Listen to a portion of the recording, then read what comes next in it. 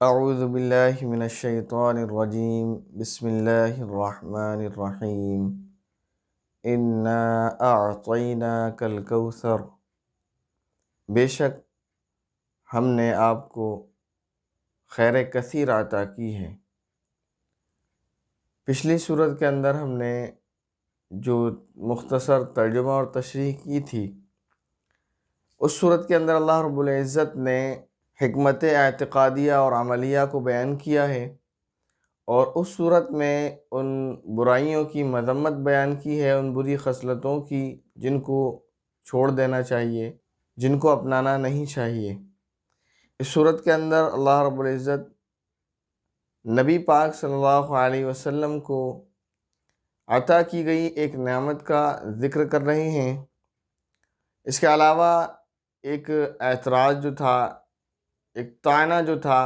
جو کافر کی طرف سے تھا، اس کا جواب اللہ رب العزت اس صورت کے اندر فرما رہے ہیں۔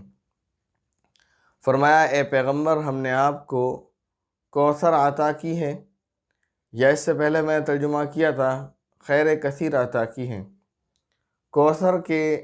26 معنی ہیں، اور سارے ہی معنی خیر کثیر پر صادق آتے ہیں۔ اکثر مفسرین نے اس لفظ کوثر کا ترجمہ یہ کیا ہے کہ ہم نے آپ کو حوض کوثر عطا کی ہے۔ حوض کوثر کیا ہے؟ کوثر اصل میں جنت کی ایک نہر کا نام ہے۔ اس نہر میں سے 2 پرنالے اس ایک حوض کے اندر جاتے ہیں، اس حوض کا نام حوض کوثر ہے، اور اس حوض سے پیارے نبی صلی اللہ علیہ وسلم اپنے امتیوں کو پانی پلائیں گے۔ اس پانی کی خاصیت یہ ہے کہ جو اس کو پی لے گا پھر اس کو کبھی پیاس نہ لگے گی، اور وہاں پانی پلانے کے لیے برتنوں کی جو تعداد بتائی ہے کہ اتنے سارے برتن رکھے ہوں گے کہ ان کی تعداد آسمان کے ستاروں کے برابر ہوگی۔ تو پیارے نبی پاک صلی اللہ علیہ وسلم کے امتی آپ کے پاس آئیں گے، آپ ان کو پانی پلا پلا کر روانہ فرمائیں گے۔ اور بھی بہت سارے لوگ آئیں گے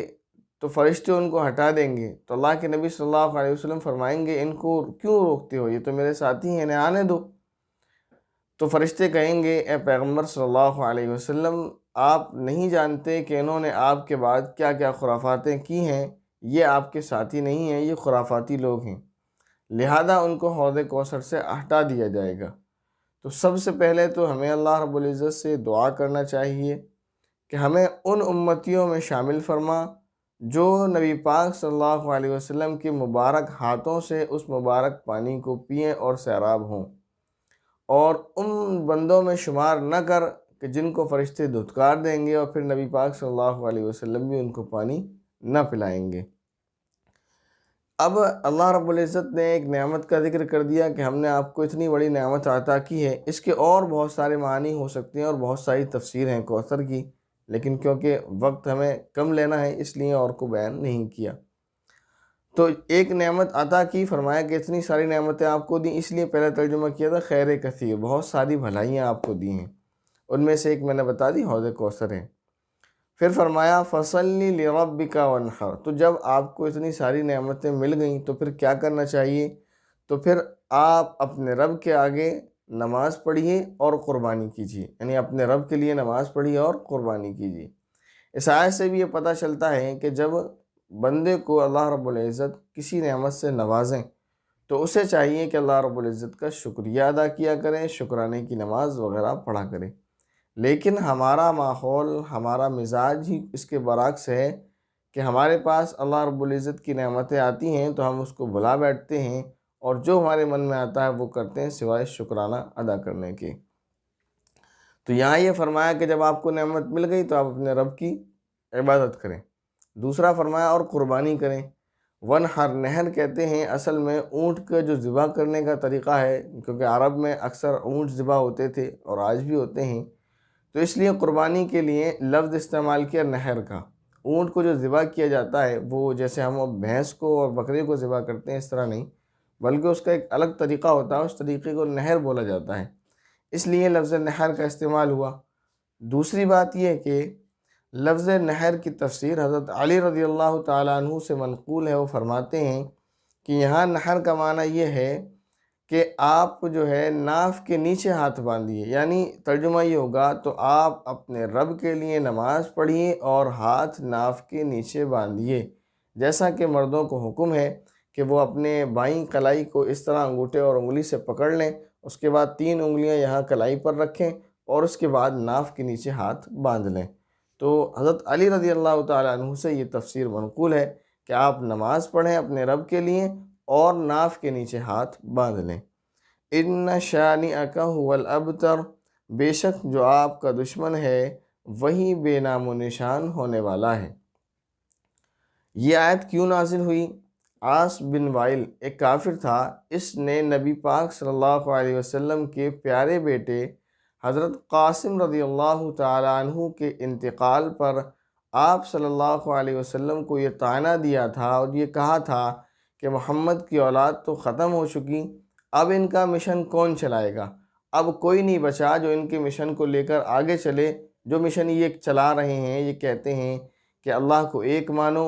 اور میری نبوت پر ایمان لے آؤ، مجھے نبی مان لو،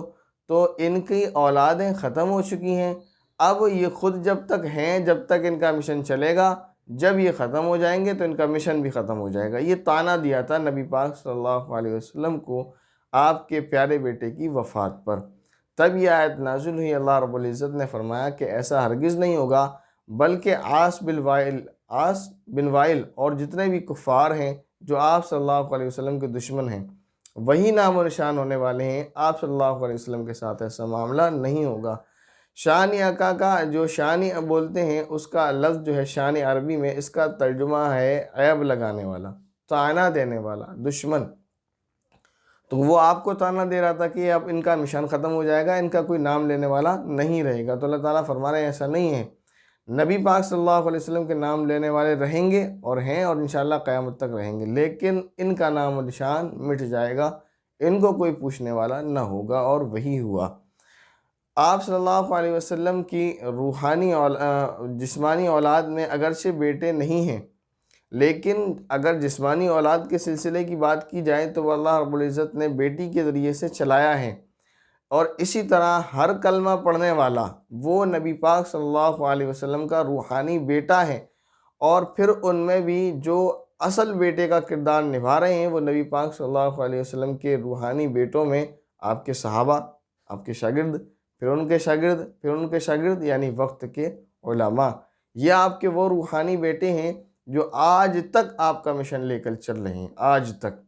ان کا یہی کام ہے، ان کا صبح اور شام، دن اور رات بس ایک ہی کام رہتا ہے، قرآن اور حدیث۔ دن بھر آپ مدرسوں کے اندر جائیں تو ان کی زبان پر ایک ہی الفاظ جاری رہتا ہے، قال رسول اللہ صلی اللہ علیہ وسلم، قال رسول اللہ صلی اللہ علیہ وسلم، کہ پیارے آقا صلی اللہ علیہ وسلم نے یہ فرمایا، نبی پاک صلی اللہ علیہ وسلم نے یہ فرمایا، نبی پاک صلی اللہ علیہ وسلم نے یہ فرمایا۔ تو یہ جو علماء ہیں یہ نبی پاک صلی اللہ علیہ وسلم کے روحانی وہ بیٹے ہیں جو آپ صلی اللہ علیہ وسلم کی مشن کو لے کر آگے چل رہے ہیں۔ تو اس صورت کے اندر ہمیں چند چیزیں جو ہے بطور سبق کے سیکھنے کو ملی۔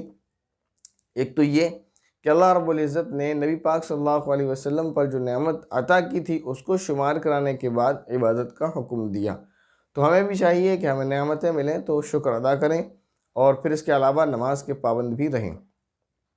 تیسری چیز یہ پتہ چلی کہ نہر کا ایک جو تفسیر اور ترجمہ حضرت علی رضی اللہ تعالیٰ عنہ سے منقول ہے وہ یہ کہ ناف کے نیچے ہاتھ باندھیں۔ تو اس صورت کی اس لفظ سے بھی یہ پتہ چلتا ہے کہ مردوں کو ہاتھ ناف سے نیچے باندھنا چاہیے۔ تیسری اس آیت میں جو ایک کافر نے طعنہ دیا تھا اس کا جواب نبی پاک صلی اللہ علیہ وسلم کی طرف سے اللہ رب العزت نے دیا ہے، اور پھر اس میں یہ پتہ چلتا ہے کہ وہ تو بے نام و نشان ہو گئے، لیکن جب بات یہ آئی تھی کہ ایسا نہیں ہوگا بلکہ آپ کی روحانی اولاد آپ کی مشن کو لے کر چلے گی، تو وہ روحانی اولاد آپ کی مشن کو لے کر چل رہی ہے۔ تو ہمیں